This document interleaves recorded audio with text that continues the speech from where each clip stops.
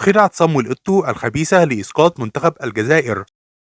شهدت المواجهة بين المنتخب الجزائري والمنتخب الكاميروني العديد من الأحداث المثيرة للجدل والتي أدت إلى استياء رواد مواقع التواصل الاجتماعي في ذهاب الدور الفاصل المؤهل لنهائيات كأس العالم 2022 بقطر. وقد فاز المنتخب الجزائري على المنتخب الكاميروني بنتيجة 1-0 في مباراة الذهاب بالكاميرون، حيث حدثت حادثة غريبة تمثلت في انطفاء الأضواء الكاشفة على الجهة اليسرى لملعب المباراة عند انطلاق الشوط الثاني، وهو ما اضطر الحكم إلى إيقاف اللعب حتى إصلاح الخلل. واحتاج القائمون على ملعب المباراة إلى 9 دقائق لإعادة الأمور إلى نصابها، حيث توقفت المواجهة عند الدقيقة 46 قبل أن تستأنف في الدقيقة 55. وأثارت الحادثة استياء الجمهور الجزائري، والتي كانت ستوقعه في سيناريو صعب، حيث تنص لوائح الاتحاد الدولي لكرة القدم فيفا في مثل هذه الحالات على انتظار الحكم لمدة 45 دقيقة قبل الإعلان عن تأجيل المباراة لمدة 24 ساعة لتستكمل بنفس اللاعبين في اليوم التالي، إلا أن السيناريو باء بالفشل. هذا وننوه أنه يجب على الجمهور الجزائري عدم المبالغة في الفرحة وعدم الاستهانة بالمنتخب الكاميروني، فالتأهل للمونديال لم يحسم بعد. أخيرا ندعوكم للاشتراك بالقناة وعمل إعجاب بالفيديو ليصل لكم جديد فيديوهاتنا.